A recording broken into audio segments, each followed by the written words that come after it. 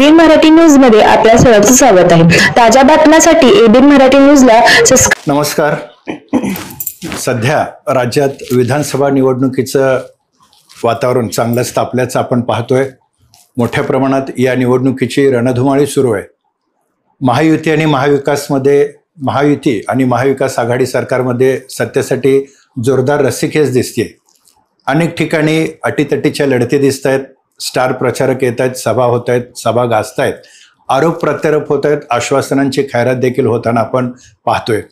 सोलापूर जिल्ह्यात देखील अत्यंत लक्षवेधी अशा लढती होत आहेत आणि याच्यामध्ये सध्या शहर उत्तर विधानसभा मतदारसंघ हा प्रामुख्यानं मोठ्या प्रमाणात चर्चेत येताना दिसतोय आणि या विधानसभा मतदारसंघातील लढतीकडं सर्वांचंच लक्ष लागलेलं आहे। कारणही तसंच आहे। भारतीय जनता पार्टीनं 5व्यांदा सलग विजयकुमार देशमुख जे विद्यमान आमदार आहेत त्यांना उमेदवारी दिली आहे, तर दुसरीकडं महाविकास आघाडीकडून शरदचंद्र पवार राष्ट्रवादी काँग्रेस पक्षाचे उमेदवार म्हणून माजी महापौर महेश कोटे हे मैदानात उतरलेले आहेत। आणि सगळ्यात महत्त्वाचं म्हणजे या लढतीमध्ये अपक्ष म्हणून भारतीय जनता पार्टीच्या माजी महापौर शोभा बनशेट्टी यांनी एक मोठं आव्हान विजयकुमार देशमुख यांच्या पुढं उभं केलेलं आहे। बंडखोरी करून त्या या निवडणुकीत उतरलेल्या आहेत। खरं तर त्या 4 टर्म भारतीय जनता पार्टीच्या नगरसेविका होत्या।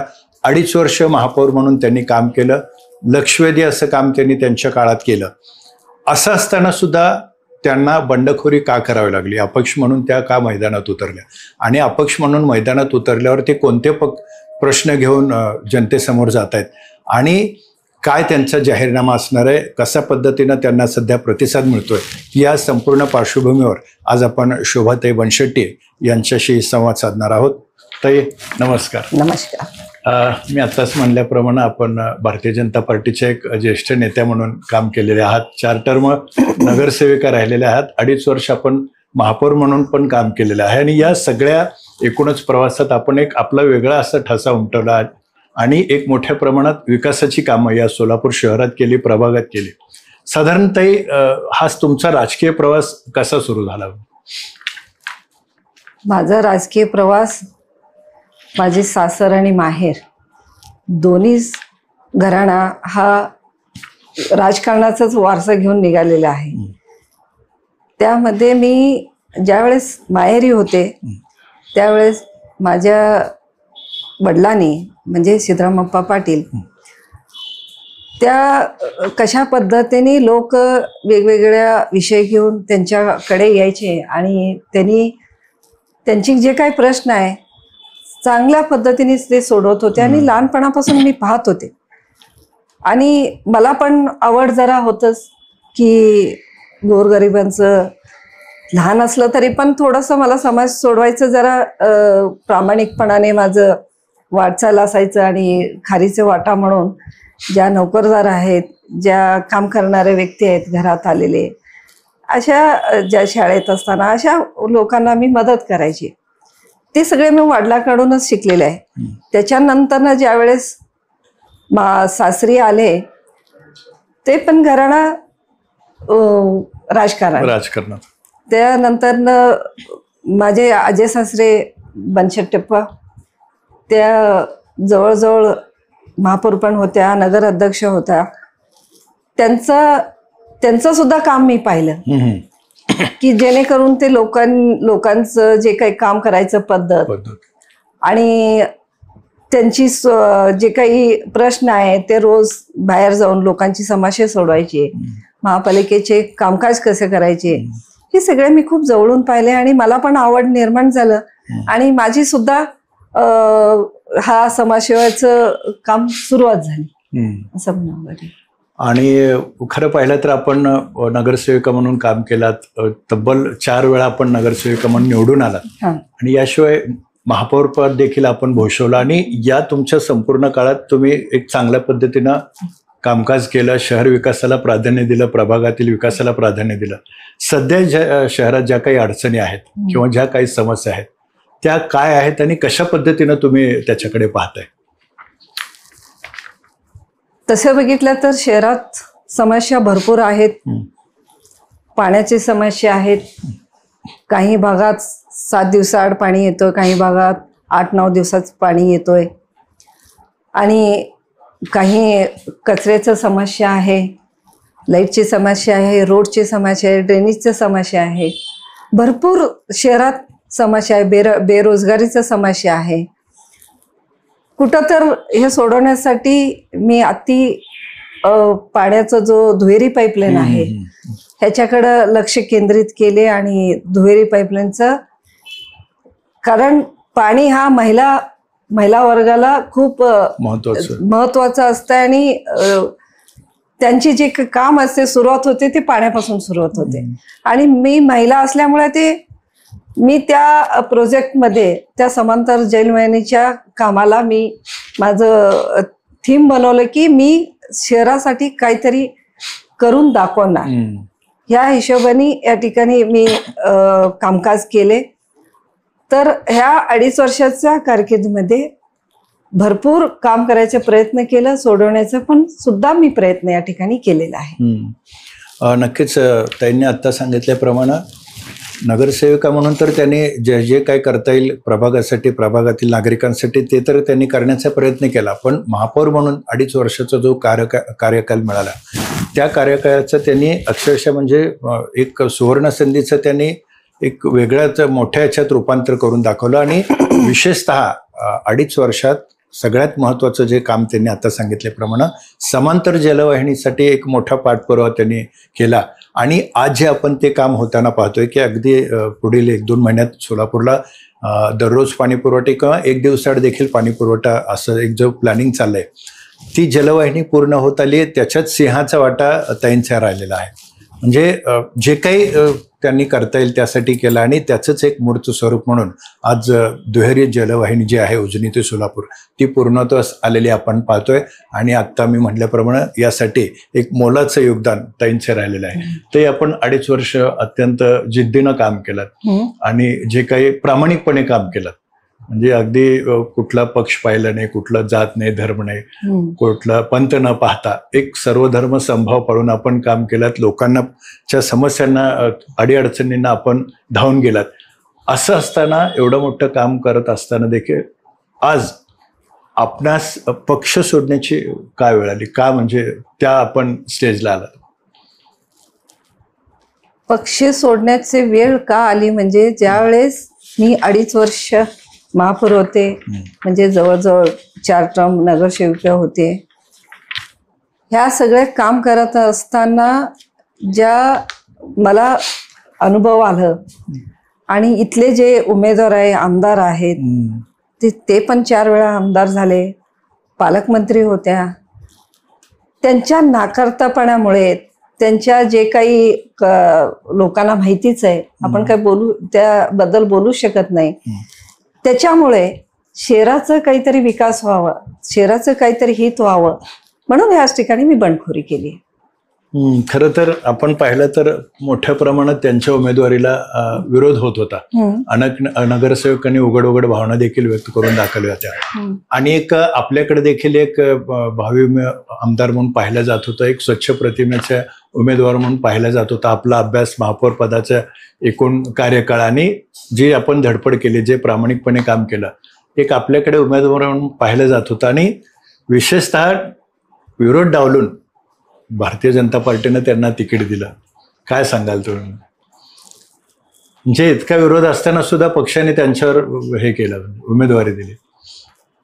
पक्षाने काय दिली हे पक्षानेच त्यांनाच विचारायला पाहिजे की कुठल्या कॅटेगरी प्रमाणे त्यांनी त्या बेसमध्ये बसलेत.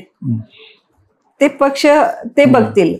ज्यावेळेस त्यांना सगळेजण, मी ज्यावेळेस बाहेर जात होते इकडे तिकडे, शेवटच्या क्षणापर्यंत सगळ्यांना वाटत होतं की आता येणारा विधानसभा आहे, आता येणारा आमदार तुम्हीच आहात. सर्व लोकांकडनं हे ऐकायला मला मिळायचे. कुठे कार्यक्रम फंक्शन मध्ये गेलं, कुठेही गेलं तर कार्यकर्ते वगैरे सगळे बोलायचे. पण पक्षाने जे निर्णय घेतला, त्यांना जे योग्य असेल ते घेतलं. पण मला असं सांगायचं की ज्यावेळेस दुहेरी पाईपलाईनच्या ज्या विषय आहे सभागृहात ज्यावेळेस आलं त्यावेळेस आत्ताचे जे उमेदवार आहेत त्यांचे चिरंजीव 21-22 नगरसेवकांना घेऊन सभागृहाच्या बाहेर म्हणजे सभालाच येत नाही, तर ह्यांना कुठलाही हक्क नाहीये. आता जे सांगायचे समांतर जलवाहिनी आणलं, पाणी पुरवठा आणलं, त्यांचे काही इथे ह्याच्यात योगदान नाहीये. कारण ह्या विषय पडण्यासाठी त्यांनी काही लोकांना सांगितलं की मतदान घ्यावं सभागृहात, की आमच्या संख्याबळ नाहीये, मतदान घ्यावं. विरोधकांनी मला मतदान मागितलं आणि ज्या वेळेस मतदान मागितलं माझे लगेच लक्षात आलं हा विषय पडण्यासारखं दिसतोय. त्यावेळेस मी सभा अर्धा तासासाठी तहकूब केलं. सर्व गटनेत्यांना माझं चेंबरमध्ये सर्वांना गटनेत्यांना बोलून घेतलं की त्यांना समजून सांगितलं की हा सोलापूर शहराचा पाणी पुरवठ्याचा विषय आहे आणि हा आत्ता जर राहिलं तर भविष्यात कधी होऊ शकत नाही, खूप लांब होऊ शकतोय आणि खूप मोठ्या प्रमाणात सोलापूरला आधीच दुष्काळ म्हणतात, अजून आपण कुठलाही प्रोजेक्ट काही सोलापूरला यायला कोणी तयार होत नाहीये. तर त्यांची थोडीफार काही असते कामाची त्यात थोडीशी त्यांची दिली आणि मी हा विषय मंजूर करण्यासाठी 2 पाऊल मागे सरकले की त्यांची पण ऐकून घेतले आणि सभागृहात येऊन एकमताने हा विषय मी मंजूर करून घेतला. आणि अशा पद्धतीने ह्यांची कारभार या 2.5 वर्षात भयानक त्रास देणारा हा झालाय. आणि मला असं वाटतं की सोलापूर शहर बघितले, खालच्या ज्यावेळेस विषय सुरू असताना नगरसेवकांना घेऊन पळून जाणं, नगरसेवकाकडून डायसवर मी असताना शिव्यागाळी करायला लावणं, हे कितपत योग्य आहे?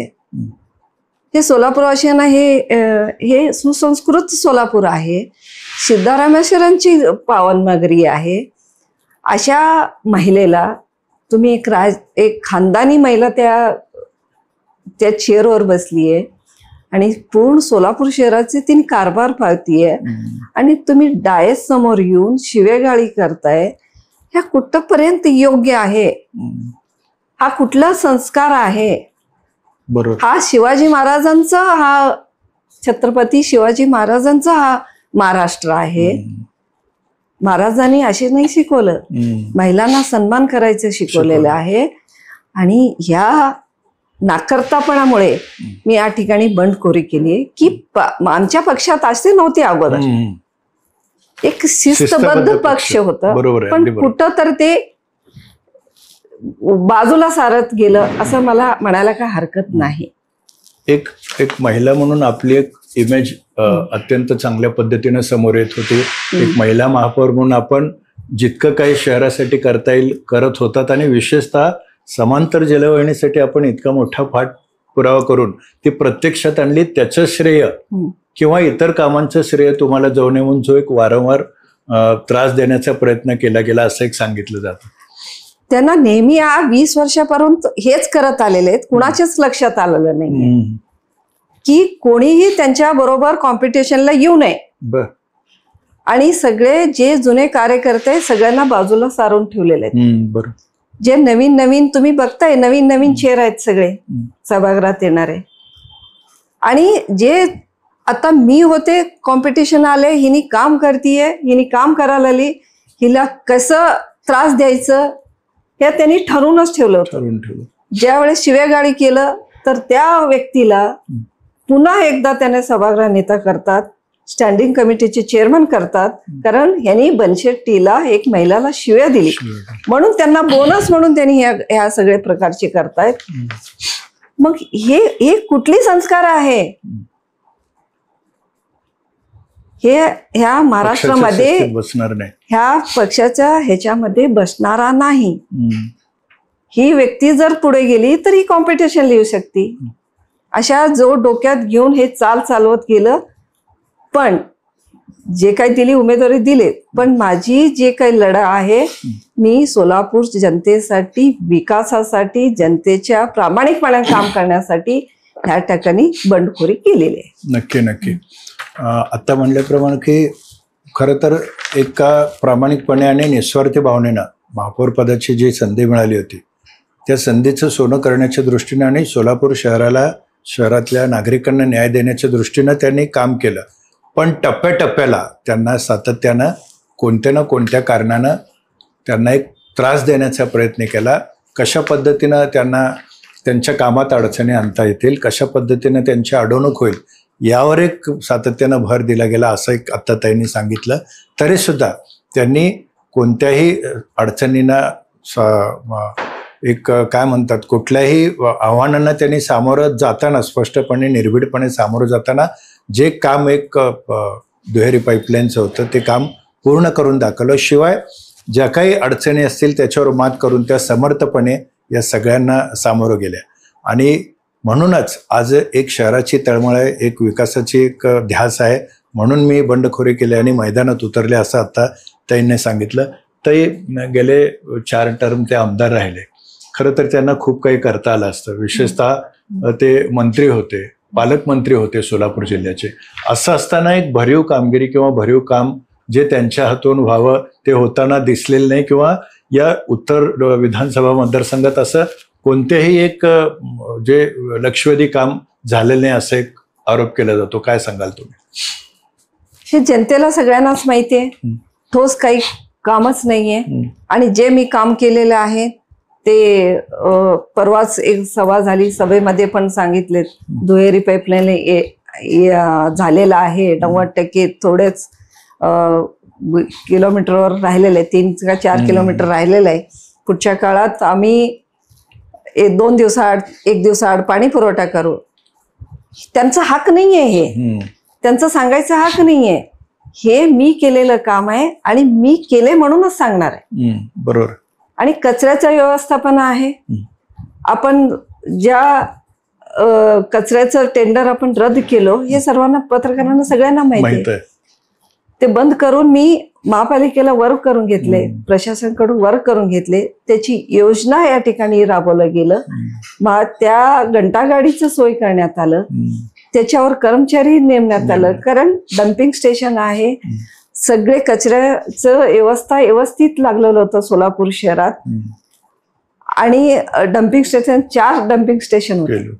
शहरातले कचरा उचलायचं, डम्पिंग स्टेशनला जायचं, मोठी गाडी त्याची ते कचरा जे गोळा झालेले ते भरायचे. आणि ज्या मोठा स्टेशन आहे कचऱ्याचं म्हणजे आपलं तुळजापूर रोडला जाताना आहे तिथं त्या ठिकाणी त्याचं गठीत करायचे अशी एक योजना या ठिकाणी राबवलं. ह्या सगळं होत असताना व्यवस्थित मी महापौर असेपासून सगळं चांगलं चाललं. नंतर जसं मी उतरले महापौरचं, परत मक्तेदार देऊन टेंडर काढलं, मक्तेदार दिलं. आज तुम्ही बघताय जागोजागी कचरा आहे, कचऱ्याचं ढीप आहे, घंटागाडी वेळेवर येत नाही. हा समस्या परत सुरू झाले. मग कोण आहे बाबा याचे माग? तुम्ही तपासावा. कोण टेंडर घेतलंय, कुणाचा माणूस आहे, शहराचं वाटोळ कोण करायला लागलंय, तुम्ही बघावं. तुम्ही म्हणल्याप्रमाणे अनेक निष्ठावंत भारतीय जनता पार्टीचे पदाधिकारी असतील किंवा कार्यकर्ते असतील आज पक्षापासून लांब गेल्याचं दिसतंय. काय सांगाल या संदर्भात? वाईट वाटतंय. ज्या वेळेस मी 2002ला ज्यावेळेस उभा राहिले, मी ओबीसी गटातून उभा राहिले, त्यावेळेस हा बालेकिल्ला काँग्रेसचा बालेकिल्ला होता. मग महाजन साहेबांचा पण सभा झाली आणि आमच्या समोर दिग्गज लोक होते काँग्रेसवाले. तरी सुद्धा आपण लढलो. त्यावेळेस सर्वात हायेस्ट मताने निवडून आले भाजपचं. त्याच्या मागे पण एक कारण आहे. हे आपण पक्ष वाढवता असताना सुद्धा इथं माझे परिवार सुद्धा त्या ठिकाणी तेवढंच इन्व्हॉल्व आहे. बरोबर. सिद्धरामप्पा पाटलांची मुलगी बनशेट्टप्पाची नासून हा घराण्याशी बघून एक चांगले व्यक्ती आणि चांगली प्रतिमा या ठिकाणी आहे. म्हणून या ठिकाणी आपण भाजप मोठ्या प्रमाणात वाढण्याचा सुरुवात केलं. आणि माझा पहिलाचा भाग जो होतो गुरुवारपेठ पासून ते टेलिफोन भवन पर्यंत, हा मीठ गल्ली सगळे चाललं, चाटी गल्ली सगळे चालले. त्यात जवळजवळ 4 प्रभागाचा एक वार्ड होता त्यावेळेस. त्याच्यानंतर पलीकडे परत इकडे आले. दरवेळेस मला बदलायचं केलं की ही व्यक्ती पुढे येऊ नये हा दृष्टिकोन त्यांनी नेहमी ठेवण्यात आलं. पण तिथं मी विजय झालं आणि तिथं सर्वात हायेस्ट मताने निवडून आले. आणि इथंही सुद्धा हे आहे, म्हणजे काँग्रेसचा बालेकिल्ल्यामध्ये कमळ फुलवणारी म्हणजे मी आहे. सुरुवात तिथनच सर्व झालेलं आहे. पक्षवाढीत आपलं योगदान आहे. आणि आम्ही पक्ष वाढवताना सगळे बघितलं, सतरंजी टाकले, काही पुरुष मंडळी होत्या, कार्यकर्ते होत्या, चहा स्वतः बनवून द्यायचे, स्वतःचे खर्चाने कुठे ह्याला प्रचारला जायचं तर स्वतः खर्च करून जायचे. आणि 15 ऑगस्ट म्हणा, 26 जानेवारी असेल, आम्ही सगळे मानधन आपण एकट करून हा 15 ऑगस्ट, 26 जानेवारी, 1 मे हा सगळे दिन आपण साजरा करायचे. मग कुठे गेले हे दिवस? मग आम्हालाच ही वेळ मिळाली का बघायला? आमचा शिस्तबद्ध पक्ष आहे. मी पक्षाला नाव ठेवणार नाहीये. पक्ष माझे आदर्श आहे. मी पक्षाचं मी एकही मी वाईट बोलणार नाही, कारण पक्ष माझे आदर्श आहे. कुठं तर हरवत गेलेले ह्या खालच्या माणसांनी हरवलेले आहेत, त्यांना दूर ठेवलेलं आहेत. तर कुठं तर ह्या सर्वांना न्याय मिळावं म्हणून आज कोण तर डेअरिंग करायला पाहिजे, कोण तर पुढे यायला पाहिजे, कोण तर बोललं पाहिजे, म्हणून आज मी म्हणजे व्यक्तिद्वेषाचं राजकारण सातत्याने केलं गेलं. आणि मी या ठिकाणी बाहेर पडले आणि माझा पक्ष माझा आदर्श आहे. ते आणखी एक की मंत्रिपदाचा त्यांचा जो काळ होता त्याचा एक खूप चांगला उपयोग सोलापूर शहरासाठी करता आला असता असं एक म्हटलं जातं, किंवा पालकमंत्री पदाची एवढी मोठी जबाबदारी आली होती, त्याचा कुठेही उपयोग झालेला दिसत नाही असं एक आरोप सातत्यानं आपण होताना पाहतोय. काय सांगाल तुम्ही? म्हणजे मंत्रिपद असून सुद्धा ते काही करू शकले नाहीत असं एक सांगितलं जातं. अहो, तुम्हाला माहितीये का त्यांच्याकडे किती खाते होते, किती मंत्रीपद होते? पालकमंत्री तर होते. आणि त्यांनी जिल्ह्यात कुठे कुठे गेले, कुठे कुठे कामं केले, ठोस सांगावं, जनतेला सांगावं. आम्हाला पण नाही का सांगू, जनतेसमोर या, जनतेसमोर सांगा की मी हे काम केले, हे ठोस काम केले, सांगायला पाहिजे होतं. मग आमचं दुर्दैव आहे सोलापूर शहरांच्या नागरिकांचं, आमच्या सर्वांचेच, की सगळे पद भोगून सगळे मंत्री येऊन सोलापूरसाठी आपण काही करू शकलं नाही. मग त्यांनाच काय वाटतंय त्यांनाच माहिती. एखादा चांगला युवकांसाठी किंवा बेरोजगारांसाठी उद्योग आणता आला असता, शहर विकासासाठी बऱ्याच काही चालना देण्यासाठी गोष्टी करता येऊ शकल्या असत्या. खरं तर केलं असतं, करणाऱ्यांना पण करू दिलं नाही. हे पहिला मोठे फॅक्ट आहे त्यांचं. करणाऱ्यांना सुद्धा करू दिलं नाही. आमचे सर्व कार्यकर्ते शिकवले आणि आपल्याला डावलून आता सगळं हे होत. मग कुठं तर हे सोलापूर जनतानी विचार केला पाहिजे. 20 वर्ष डोळे झाकून आपण निवडून देतो. आपण हिंदू आहे, त्यांनी पण हिंदू आहेत, आम्ही पण हिंदू आहोत. ह्याच्यावर राजकारण करू नये असं मला वाटतंय. ते आणखी एक याच्यात महत्वाचा मुद्दा की स्मार्ट सिटी जे सोलापूरला झाले, स्मार्ट सिटीचे अनेक कामं झाले आणि विशेषतः स्मार्ट सिटीची कामं होत असताना, मोठ्या प्रमाणात निधी आलेला असताना स्मार्ट सिटीची कामं निकृष्ट दर्जाची होत आहेत आणि याबद्दलच त्यांनी स्वतः तक्रार केली. हे किती दुर्दैव असेल ना. त्यावेळेस एक मुद्दा समोर येतो. हो, ज्यावेळेस मी महापौर झाले ते जवळजवळ स्मार्ट सिटीमध्ये मला ते अंमलात आणण्याला जवळजवळ 4-5 महिने गेले. मी पक्षाचे वरिष्ठांचं मी या ठिकाणी भेट घेतली. त्यांना सांगितलं की सोलापूर शहर स्मार्ट सिटीमध्ये आहे. आश्चर्य झाले होते. त्यांनी पण मान्य करायला पाहिजे मी हे बोललेलं वाक्य. हे स्मार्ट शहर आहे म्हणजे त्यांनी म्हणजे मला माहितच नाही की स्मार्ट सिटीमध्ये आहे. एवढे बजेट आहेत त्याला, आपण खूप चांगलं काम उभं करू शकतो. तर त्यांनी सांगितले की काय काय करायला पाहिजे. म्हणजे चांगले अधिकारी मला द्या. चांगल्या अधिकारी जोपर्यंत स्टार्ट होत नाही चांगले अधिकारी येणं खूप गरजेचं आहे. इथं पहिला जो अधिकारी होता स्मार्ट सिटीचं बघत होता तो तेली म्हणून होता. त्याला भरपूर पंढरपूर इकडं तिकडं भरपूर त्याचे काम असायचं. ह्याच्याकडे तो दुर्लक्षच करत होता. शेवटी एक दिवशी विचारलं तुला होत नसेल तर बाजूला सरक. मग मी साहेबांना सांगून ह्या सगळ्या यंत्रणा लावली आणि सीईओ म्हणून मी आयुक्तांना सीईओ म्हणून बसवले आणि ह्या कामाला सुरुवात झाली स्मार्ट सिटीच्या कामाला. आणि त्यावेळेस होत असताना मी 2.5 वर्ष असेपर्यंत कुठली तक्रार झाली नाही का हो? तुम्हाला माहिती असेल कुठली तक्रार आली का स्मार्ट सिटीची? आपण चांगले काम करायला लागलो होतो.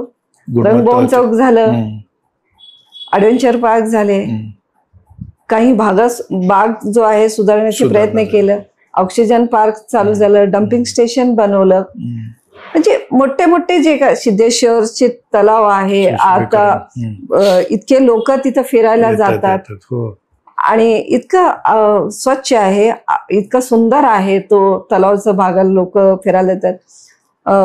पार्क मैदान आहे, स्टेडियम आहे. आता रणजी होतात तिथे पार्क मैदानावर अनेक सामने मिळतात. अधिक सामने आता व्हायला सुरुवात झाली. मग ह्यांनी काय केलं? डिजिटल पेमेंटचा आपण सुरुवात केली महापालिकेला. लोक रांगे उभा राहायचे त्यावेळेस ते सुरुवात झालं. असे बरेचसे काम आपण सुरुवात केलं स्मार्ट सिटी माध्यमातून. ह्याची श्रेय त्यांनी घेऊ शकत नाही. नंतर ह्याच्या नंतरच मी तुम्हाला सांगते, ज्या वेळेस मी 2.5 वर्ष संपलं, महापौर संपलं, खाली उतरले, ह्यांनी शहराचं आणि स्मार्ट सिटीचं बट्ट्याबोळ करून टाकलं. विशिष्ट लोकांनाच कॉन्ट्रॅक्ट दिले आणि आजूबाजू नावं घेत नाही, तुम्हाला सगळ्यांना माहिती आहे. आणि हा स्मार्ट सिटी आता तुम्हाला बघतंय, कुठं कुठं तुम्हाला दिसतंय सगळं काय झालं काम सगळे. निष्कृत इतकं भयानक आणि इतकं घाणेरडपणा हा स्मार्ट सिटीचं काम झालेलं आहे. आणि ह्याला त्यांनी पण जबाबदार त्यांनीच आहे. म्हणजे त्यांच्या आजूबाजूच्या लोकांनाच त्याच्या कामाचा मक्ता दिला गेला आणि त्याचा एक मोठा इम्पॅक्ट सगळा दिसून आलाय. कसा जो आरोप होतोय तो ते बरोबर आहे. आणि स्वतःच तक्रार करतात. म्हणजे काय, तुमच्याकडे पॉवर आहे, तुम्हाला माहित नाही तुमच्याकडे काय पॉवर आहे? नक्कीच आम्हाला सांगायचं होतं की तुमचं पॉवर काय असतंय काय नाही. आम्ही शिकवलं असतं तुम्हाला सांगितलं असतं काय असतंय पालकमंत्री म्हणजे काय असते. वेगवेगळ्या खात्याचे मंत्री होत्या, तिथं काय असते, कशा निधी आणायचे, त्याचा अभ्यास कमांड हवा पाहिजे, दूरदृष्टी पाहिजे, शहराचा विकास कसा करायला पाहिजे. ते त्यांनी त्यावेळेस केलेलं नाही. बनशेट्टी परिवार आताच नाहीये, 75 वर्ष झालं. सोलापूर शहर जे जुने आहेत, जे वयस्कर आहेत, आता रिटायरमेंट घेतलेले आहेत, त्यांना जाऊन विचारावं की बनशेट्टींनी काय कामं केलं, कशा पद्धतीने केलं. आणि असंच माझ्या काळात पण माझे आजी सासरे थोडे काळ होते माझ्या बरोबर, त्यांनी कामाचं पद्धत मला सांगितलेली आहे आणि त्याच पद्धतीने मी ह्या ठिकाणी काम केले. माझ्या परिवाराला कुठं टीका लावू दिला नाही. माझ्या जो पक्ष होतं ते पक्षाला पण सुद्धा मी डाग लावू दिले नाही. एवढं प्रामाणिकपणाने मी या ठिकाणी काम केलं. पक्षाने मला न्याय द्यायला पाहिजे होतं, ते न्याय दिलं नाही. एवढंच मला वाईट वाटतंय. तर आता आपण या सगळ्या पार्श्वभूमीवर आपण बंडखोरी केलात आणि आज अपक्ष म्हणून तुम्ही या मैदानात उतरलेला आहात लढतीत आणि संपूर्ण जिल्ह्याचं या लढतीकडे लक्ष लागलंय. तुम्ही कसं पाहता या लढतीकडे? कारण पूर्वी आपण एक पक्षाच्या एक अधिकृत पदाधिकारी होतात किंवा एक तुमच्या मागे पक्ष होता, पण आता अपक्ष म्हणून आपण जनतेसमोर जात आहे. कसं पाहता या लढतीकडे? जनतेसमोर मी जात असताना चांगलं रिस्पॉन्स आहे. त्यांनी स्वतः ते लोक म्हणतायत की उमेदवार तुम्हालाच मिळाला पाहिजे होतं, ते दिलं नाही. नेमकं काय कारण आहे विचारतायत लोक, म्हणजे काय कारण असणार आहे ह्याच्यामध्ये. तर ते पक्षच सांगावं लागेल, मी सांगू शकत नाही. बरोबर. मी सोलापूरच्या जनतेसाठी, विकासासाठी मी आज मैदानात उतरले की परत आपण खूप मागं जातो. अगोदरच 20 वर्ष देऊन खूपच मागं गेलो, अजून मागं जाऊ नये म्हणून मी या ठिकाणी बंडखोरी केले. ह्या सोलापूर शहरात सुजाण नागरिक आहेत, शिकलेले आहेत, सर्व त्यांना कळतोय. नक्कीच मला या ठिकाणी न्याय देतील. साधारणतः तुमचं काय विजन असणार आहे या मतदारसंघासाठी, की मला या मतदारसंघासाठी हे कामं व्हायला अपेक्षित होती, ती झाली नाहीत, आता मी ती करणार आहे, म्हणजे काय जाहीरनामा असणार आहे तुमचं? साधारण माझं जाहीरनामा तर तुम्हाला असणार आहे, जे जे रखडलेले कामं आहेत, ते दुहेरी पाईपलाईन आहेत, काही स्मार्ट सिटी मधलं काम आहेत, ते पूर्ण करायचे आहे. आणि विशेष बोरामणी विमानतळ आहे, कार्गो हब, त्याला पूर्ण करून घ्यायची आहे मला. ज्यावेळेस कार्गो हब सुरू झाली होईल त्यावेळेस सोलापूरची प्रगती खूप मोठ्या प्रमाणात वाढणार आहे. कारण त्याच्याबरोबर इंडस्ट्री एरिया सुद्धा येणार, बरोबर, दळणवळण सुरुवात होईल, ट्रान्सपोर्टेशन चांगल्या पद्धतीने चालू होईल. आणि त्याचबरोबर ज्या आपण मशिनरी म्हणतो त्याच्या सुद्धा कंपन्या येतील. ज्या आमचे मुलं आहेत, सोलापूर शहरातले जे मुलं आहेत, ते बाहेर पुणे मुंबईला जाऊन शिकतायत, इंजिनियर आहेत, मेकॅनिकल इंजिनियर आहेत, ते बाहेर जाऊन शिकतात, ते परत सोलापुरात येईल आणि सोलापूरचे परत वैभव वाढतील असं माझं आहे. आणि त्याच्यानंतर ज्यावेळेस वर 77 त्रिशंक येणार आहे, अपक्ष उमेदवारांचं खूप महत्व असणार आहे. आणि माझं विजन एकच असणार आहे, मला खात्री आहे मी निवडून येणार. निवडून आल्यावर एकच प्रश्न मी त्यांच्या समोर मांडणार आहे की सोलापूरच्या जे रखडलेलं कामं पूर्ण व्हायला पाहिजे. बोरामणी विमान कार्गो हब लवकरात सुरुवात व्हायला पाहिजे, ते पण 1 वर्षाचे आहात. हे अटी त्यांच्याकडे मान्य असेल तर त्या पक्षाकडे मी त्या बाजूने जाणार आहे. जर त्यांनी 1 वर्षाच्या आत जर हे कामं नाही केलं तर मी बाजूला सरकणार आहे. आणि मी कुठल्याही अपेक्षा नाही करता की मला मंत्रीपद पाहिजे, मला हे पाहिजे, ते पाहिजे, नाही. मला फक्त एवढं कामं मला सोलापूर शहरासाठी करायचं आहे. नक्कीच मला या ठिकाणी न्याय मिळेल. ते खरं पाहिलं तर जेव्हा आपण अपक्ष उभारण्याचा निर्णय घेतला आणि त्यावेळी खूप मोठ्या प्रमाणात चर्चा झाली आणि तुमच्या भूमिकेकडे खरं तर सगळ्याच राजकीय पक्षांचं लक्ष होतं. आणि असं ऐकण्यात आले की अनेक राजकीय पक्षांच्या ऑफर तुम्हाला होत्या की ताई तुम्ही आमच्याकडून लढा, तुम्ही अपक्ष उभारण्याऐवजी आमच्याकडून लढा, तरी देखील आपण अपक्ष उभारण्याचा निर्णय घेतला. काय सांगाल? ज्यावेळेस मी उमेदवारी दाखल करायचं होतं, सगळं ठरलेलंच होता, तर बरेच पक्षाकडून ऑफर आले की आमच्या पक्षाकडून उभा राहा. पण मी भारतीय जनता पार्टीच्या संस्कारांनी वाढलेली आणि ते पक्ष माझा आदर्श आहे, त्याच्यामुळे मी कुठल्या पक्षाचं मी स्वीकार नाही केलं.